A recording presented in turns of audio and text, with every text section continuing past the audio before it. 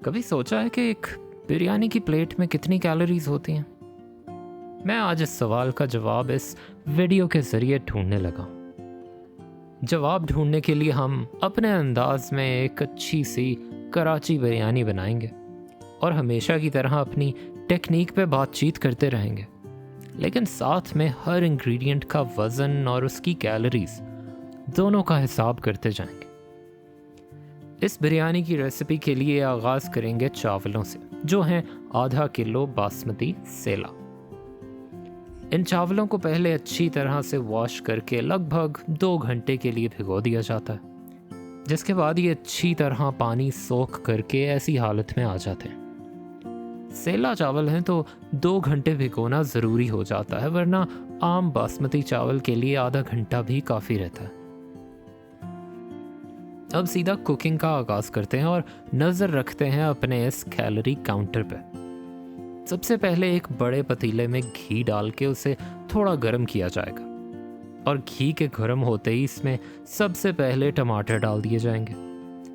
कराची बिरयानी अक्सर बगैर प्याज के बनाई जाती है, इसलिए आगाज़ हमेशा टमाटरों को ऐसे पेस्ट की शक्ल देने से होता है। ज़्यादा स्मूथ टेक्सचर के लिए इन टमाटरों के छिलके इसी वक्त अलग कर लेने चाहिए, जैसे ही थोड़े नरम से पड़ जाएं। इन टमाटरों के साथ इसमें पहले लहसुन, फिर अदरक और फिर हरी मिर्चों का पेस्ट डाला जाता है और इन सब को साथ में कुछ देर मिक्स करके फ्राई कर लिया जाता है दरमियानी सी हीट पे।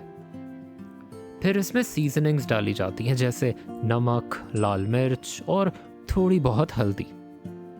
इसकी कुछ देर की फ्राइंग के बाद ये एक लाल मसाले की शक्ल ले लेगा और इसका घी अलग होता नजर आएगा, जिस वक्त इसमें बराबर साइज में कटे हुए आलू के पीसेस जाएंगे और इन आलूओं को थोड़ा मिक्स करते साथ ही इसमें हड्डी वाला चिकन भी डाल दिया जाएगा। याद रहे ये तकरीबन 5 बिरयानी की प्लेट्स बन रही हैं, इसलिए आलू को 5 बराबर हिस्सों में रखा गया है। ये सिर्फ हमारी कैलोरीज की कैलकुलेशन को आसान करने के लिए है। चिकन और आलू थोड़ी देर मसाले में भुनने के बाद ही इसमें बिरयानी मसाला भी डाल दिया जाएगा। बिरयानी मसाला हम अपनी होममेड बिरयानी की रेसिपी में पहले बना चुके हैं और एक बेसिक से बिरयानी मसाले का ब्रेकडाउन कुछ ऐसा होता है।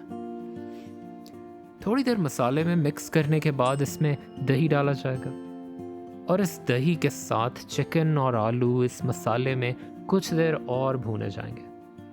साथ 2 से 3 ड्राइड आलू बुखारे के पीसेस और इस बिरयानी को रिवायती रंग देने के लिए इसमें ऑरेंज फूड कलर भी डाला जाता है। फिर बस उबलता पानी इसमें डाल के तकरीबन 10 से 15 मिनट देंगे आलू और चिकन को थोड़ा सा गलाने के लिए।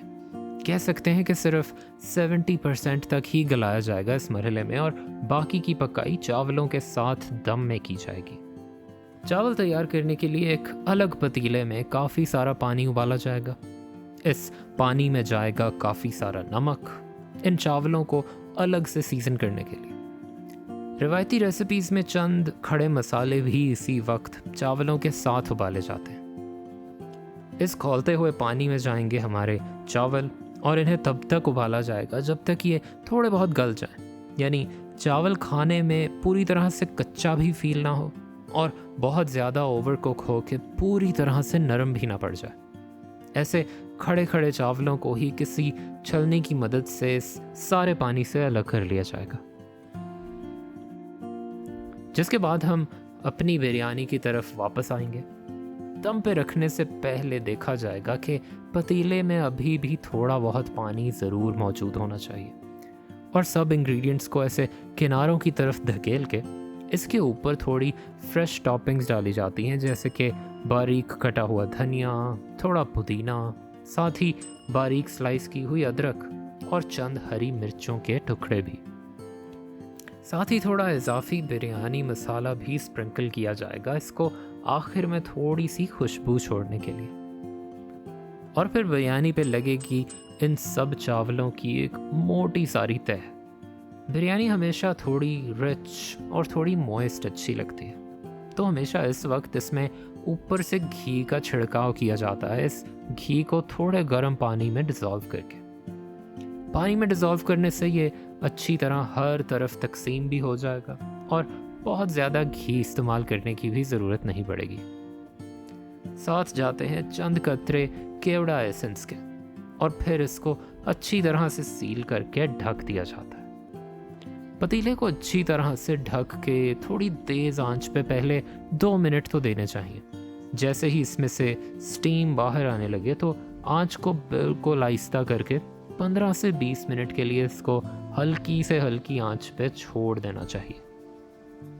फिर 10 इजाफी मिनट इसको आंच से उतार के ऐसे रेस्ट करने के लिए भी देने हैं, जिसके बाद दम खोल के गर्मा गर्म बिरयानी के चावल आराम आराम से खोले जा सकते हैं।